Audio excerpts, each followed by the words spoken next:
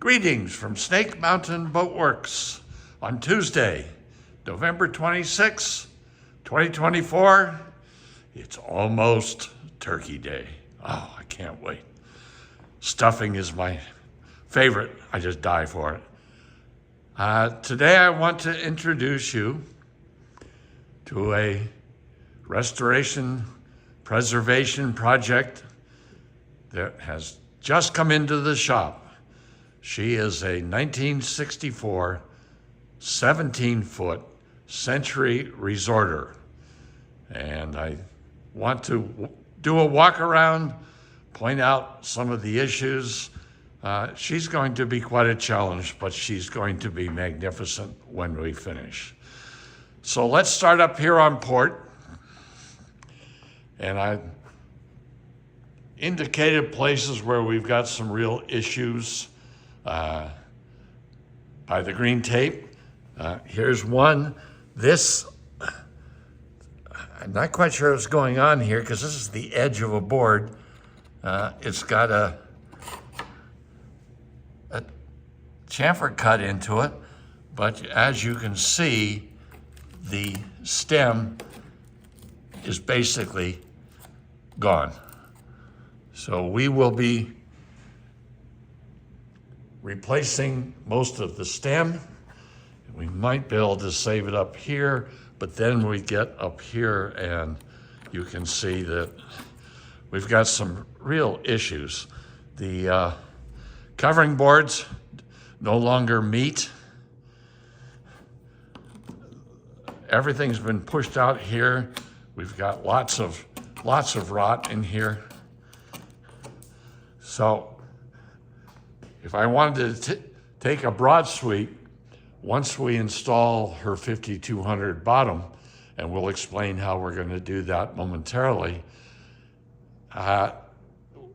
we will still have her upside down, and it's my guess that every one of these planks must be released because we've got these kinds of problems. Somebody went through here and put white putty of some sort in many of the seams, I guess to try to close the seams up,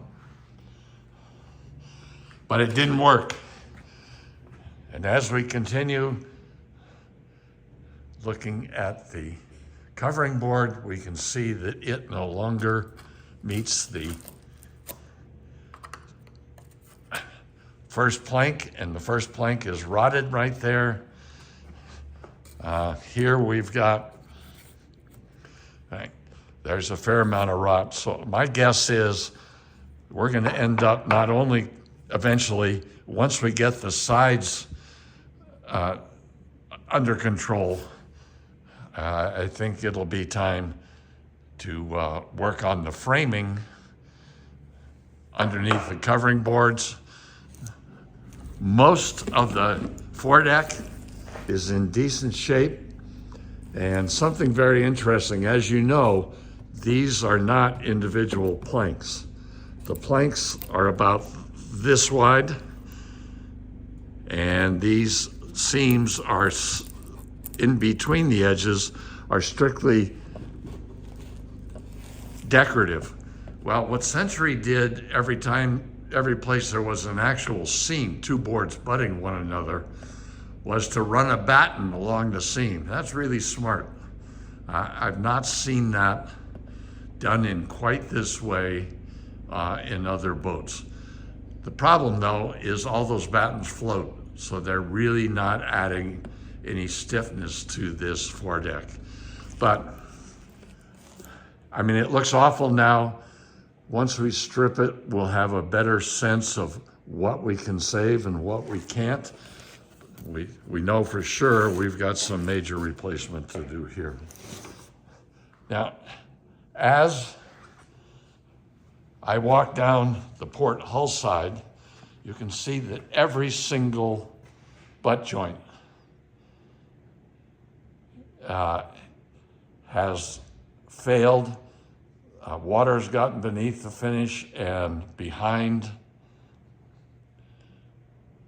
the wood because It's gone right through the butt joint there. And here we have a different problem.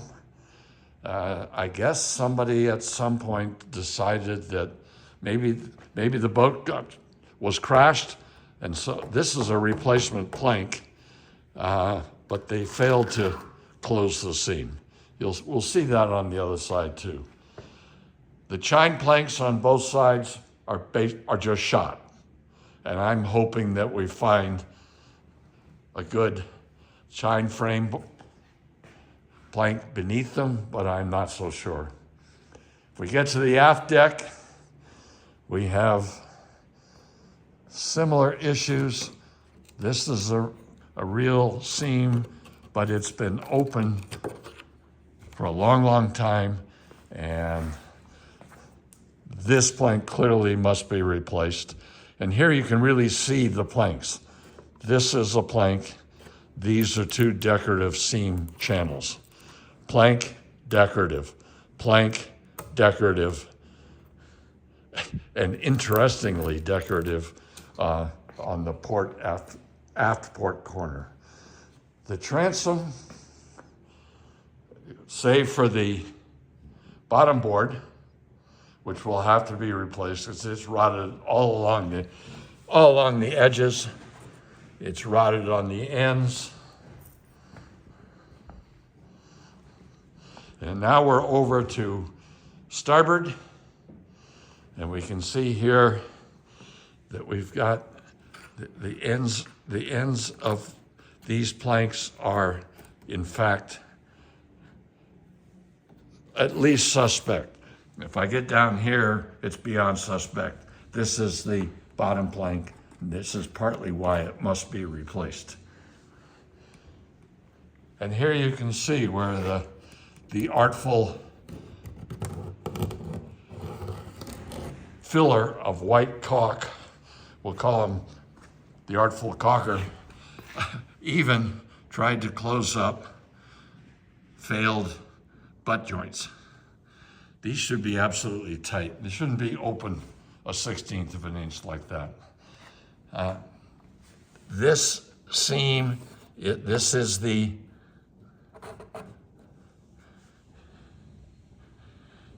last seam going down.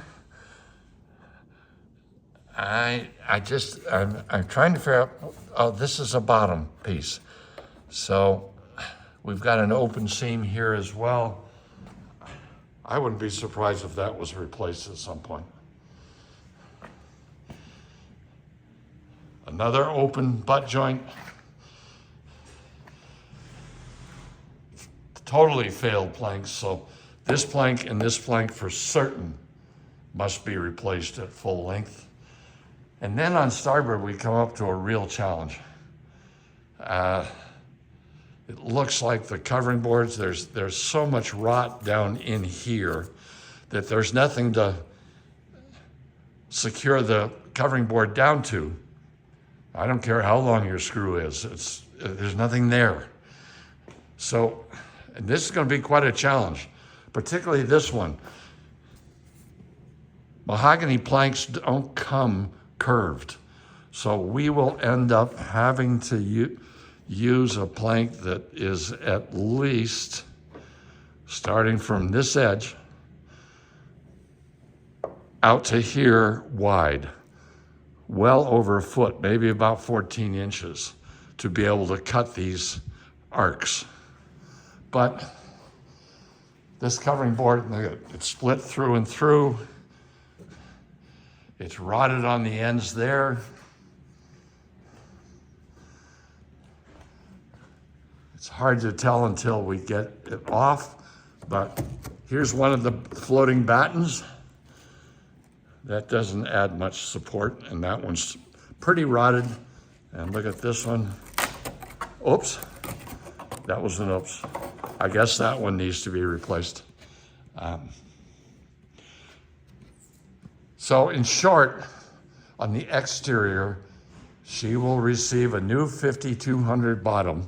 And here's how we do it, because as we all know, Century innovated a board and batten single plank bottom as one of its efforts to keep the boat as light as possible.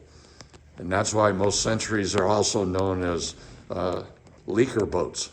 So what we will do, and you see these longitudinal battens in the bottom, we remove all of it, clean up the frames, repair them where they have to be repaired, and then we start back.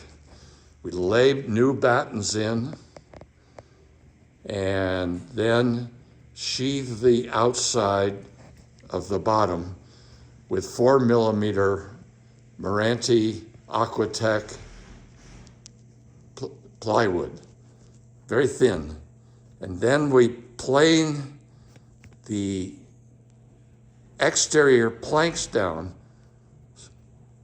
so that they meet the chine landings without being proud of the chines themselves. So we end up with essentially a true 5200 bottom,